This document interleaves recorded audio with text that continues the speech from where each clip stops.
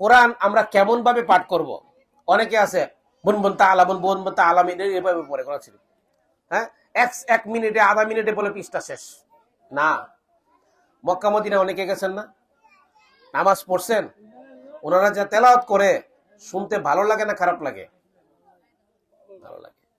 যত পড়ে ততই মজা লাগে। আল্লাহ রাব্বুল আলামিন এটার সমাধান বলে দিয়েছেন। আল্লাহ বলছেন ওয়ারাত্তিলিল কুরআনা তারতিলা, আস্তে আস্তে ধীরে ধীরে গভীর মনোযোগের সাথে পাঠ করো।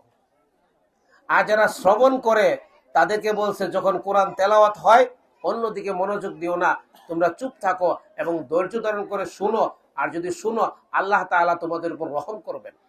আজকে কোরআনের শিক্ষা না থাকার কারণে সমাজের মধ্যে ব্যভিচার, সমাজের মধ্যে দুর্নীতি, সমাজের মধ্যে অনাচার বৃদ্ধি পাচ্ছে।